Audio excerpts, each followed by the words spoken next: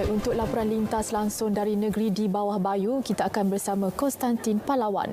Konstantin, dalam laporan ada menyebut 31% penduduk Kota Belud telah menerima vaksin COVID-19. Terus saja langsung bersama anda. Baik Farha, seramai 23,296 individu atau 31% daripada 70,000 populasi penduduk Kota Belud berumur 18 tahun ke atas telah menerima suntikan vaksin COVID-19. Daripada jumlah berkenaan, 10,648 orang iaitu kira-kira 14% lengkap menerima dua dos vaksin. Ahli Dewan Undangan Negeri Tempasuk, Arsad Bistari berkata, jumlah penerima vaksin dijangka terus meningkat selaras dengan program outreach vaksinasi yang giat dilaksanakan ketika ini. Malah, peratusan individu yang mendaftar menerusi aplikasi MySejahtera juga kini mencecah 36% atau 26,515 orang. Jadi kita sorkan, mohon sangat-sangat masyarakat di luar sana untuk register lagi di MySejahtera. Kalau kita dapatkan 50% penduduk kita di Kota Belud ini untuk dapat vaksin nih. Kita target begitulah. Arsad menyatakan demikian selepas melawat program vaksinasi di Dewan Terbuka YB Arsad Bistari Jalan Kampung Kaguraan, Kota Belud. Program berlangsung selama 2 hari ini melibatkan pemberian 1,900 dos vaksin. Sementara itu, program outreach vaksinasi COVID-19 mula dilaksana di kawasan Dun Limbahau hari ini. Ia berlangsung selama 2 hari, menyasarkan seramai 2,000 penduduk yang berdaftar menerusi aplikasi MySejahtera. Menurut pemimpin pembangunan masyarakat Limbahau, Datuk Johnny Mositon, program outreach vaksinasi di kawasan ini dijangka meliputi pemvaksinan 80% penduduk kampung di 9 mukim sebelum akhir tahun ini. Bagi outreach ini memang kita tumpukan untuk yang berdaftar, orang-orang di peringkat 9 mukim ini yang berdaftar. Dan proses ini akan terus berjalan dan dalam lebih kurang 15,000 orang dalam Dun Limbahau yang layak ini. Dalam pada itu, orang ramai yang ditemui amat gembira dengan program tersebut. Bersyukur. Kenapa? Pasal umur saya sudah 77 dapat vaksin begini karena bagi mau juga keluar kalau sudah kena vaksin kedua kali. Saya bersyukur dan berterima kasih di atas pihak untuk memberikan peluang bagi saya untuk menerima vaksin ini.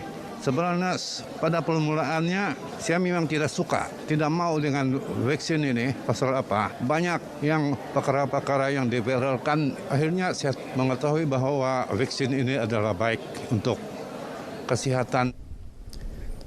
Dalam perkembangan lain, sebanyak 780 kompaun ingkar prosedur operasi standard SOP telah dikeluarkan di daerah Papar. Ketua Polis Daerah Papar, DSP Bartholomew Umpit berkata yang melibatkan pelbagai kesalahan dikesan sepanjang Januari hingga semalam. Menurut DSP Bartholomew, usaha akan terus dipergiat bagi meningkatkan prestasi pematuhan SOP masyarakat. Justru penduduk khususnya di 3 kawasan Perintah Kawalan Pergerakan diperketatkan PKPD diminta memberi kerjasama terbaik dan terus kekal berada di rumah serta mematuhi arahan pihak berkuasa. Untuk pematuhan di daerah Papar, berbanding sebelum ni, ada peningkatan tahap pematuhan. Dia daripada banyak kesalahan tu yang dikenal pasti adalah tidak memakai pelitup muka dan juga masih lagi yang membawa penumpang lebih pada 2 dalam satu kenderaan. DSP Bartholomew ditemui pemberita selepas menyerahkan bantuan bakul makanan di Masjid Kampung Buang Sayang dan Gereja St. Mary Limbahau Papar.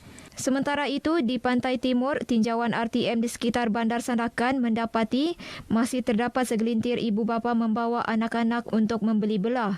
Tindakan ini menunjukkan masih ada yang tidak mengambil serius keadaan pandemik semasa sekaligus membahayakan kanak-kanak yang berisiko tinggi mendapat jangkitan. Sebetulnya budak ni tak payah lagi dibawa dulu berjalan-jalan sebab sekarang ni keadaan tak berapa bagus lagi. Senang lagi budak-budak tu kena jangkitan. Saya rasa memang tidak sesuai lah bagi budak. Lagipun bahaya bagi mereka juga. Sekarang kan banyak COVID. Kalau bawa jalan-jalan senang kena COVID. Nanti bawa balik rumah susah lagi. Kalau anak sakit. Sebaik mungkin ataupun kalau boleh janganlah dibawa kanak-kanak ini untuk berjalan di pasar raya ataupun kerana tidak mempunyai urusan yang terpenting. Saya rasa memang tak patutlah, memang tak perlu bawa anak macam berjalan time pandemik begini kan. Dengan kalau budak-budak begitu memang sepatutnya memang di rumah saja, lagipun time sekarang ni memang taruhkan. Semalam, Sandakan mencatat 35 kes positif COVID-19 dengan satu kluster baharu, kluster Jalan Utara 2. Dua lagi kampung dikenakan PKPD iaitu Kampung Berhala Darat dan Kampung Melayu Bumi Putra. Sabah telah menerima RM510,000 peruntukan bakul prihatin negara setakat ini bagi membantu golongan terkesan pandemik COVID-19. Timbalan Pengarah Jabatan Perkhidmatan Kebajikan Masyarakat Sabah, Dayang Rugayah Awang Besar, memaklumkan jumlah tersebut berkemungkinan akan bertambah bergantung kepada keperluan semasa. Pengagihan bakul ini masih giat dilakukan Pejabat Kebajikan Masyarakat Bahagian dan Daerah. Untuk Sabah, penyelarasan dan agihan dilaksanakan oleh semua Pejabat Kebajikan Masyarakat Bahagian dan di Pejabat Kebajikan Masyarakat Daerah dengan kerjasama skuad prihatin negara yang telah pun dilantik.